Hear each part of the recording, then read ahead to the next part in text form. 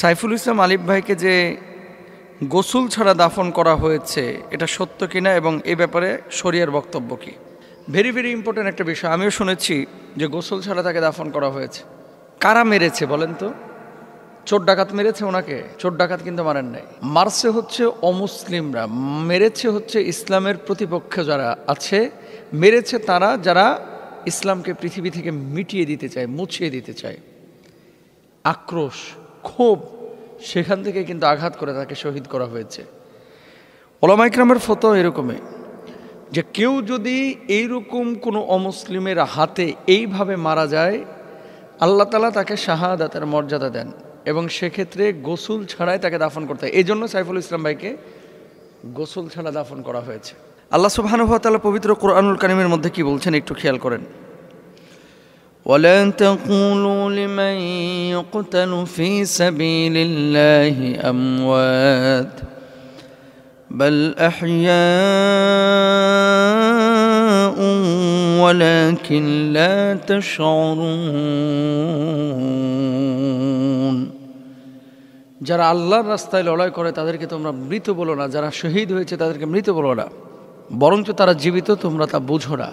এখন সাইফুল ইসলাম আলিফ ভাই তিনি হিন্দুদের হাতে মারা গিয়েছেন এবং তাকে জবাই করে হত্যা করা হয়েছে। কি মর্মান্তিক, কতটা আক্রমণাত্মক, কতটা আত্মঘাতী এবং কতটা হিংস্রভাবে তার উপরে হামলে পড়েছিল হাইওয়ানগুলো।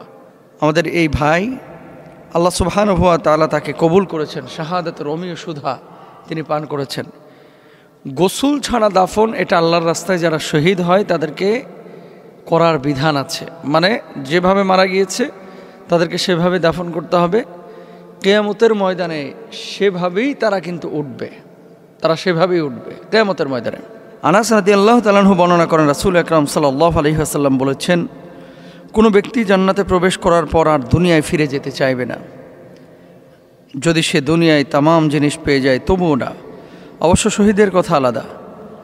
আল্লাহ রাব্বুল আলামিন তাকে অপশন দেবে, কি চাও তুমি? সে বলবে যে আল্লাহ তাআলা আপনি আমাকে আবার দুনিয়ায় পাঠিয়ে দেন। বুঝেন নাই কথা? একজন মানুষ দুনিয়া থেকে যখন ইন্তেকাল করে আখিরাতে যাবে, আখিরাতে যাওয়ার পরে এই মানুষটা যখন জান্নাতে প্রবেশ করবে, জান্নাতে প্রবেশ করার পরে মানুষজনকে আল্লাহ সুবহানাহু ওয়া তাআলা জিজ্ঞেস করবে আর কি চাও তুমি? এই মানুষগুলো তখন বলবে যে আল্লাহ সমস্ত নাজ নিয়ামতগুলো আমি পেয়েছি, আমার কোনো কিছু চাওয়ার নাই।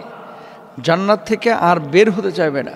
কিন্তু শহীদকে যখন অপশন দেওয়া হবে, শহীদ বলবে যে আল্লাহ আপনি আবার আমাকে দুনিয়ায় পাঠিয়ে দেন, আমি আবার যাব, আবার লড়াই করব, আবার শহীদ হব, আবার জান্নাতে আসব, আবার লড়াই করব দুনিয়ায় গিয়ে, আবার শহীদ হব, আবার জান্নাতে আসব। শাহাদাতের এত মজা, এত স্বাদ আল্লাহ সুবহানাহু ওয়া তাআলা শহীদদের জন্য রেখেছেন। শহীদদের বৈশিষ্ট্য কি? রাসূল আকরাম সাল্লাল্লাহু আলাইহি ওয়াসাল্লাম শহীদদের জন্য 6টা বৈশিষ্ট্যের কথা বলেছেন। 1 নাম্বার, প্রথম রক্ত বের হওয়ার সঙ্গে সঙ্গে তাকে ক্ষমা করে দেওয়া হয় এবং শহীদ ব্যক্তি জান্নাতে তার স্থান দেখে নেয়। কবর আযাব থেকে তাকে দূরে রাখা হয়। 3 নাম্বার, বড় ভীতি অর্থাৎ কিয়ামতের কঠিন অবস্থা থেকে নিরাপদ থাকবে এই ব্যক্তি। 4 নাম্বার, তাকে ঈমানের একজোড়া অলংকার পরানো হবে। 5 নাম্বার, হুরদের সঙ্গে বিবাহ দেওয়া হবে।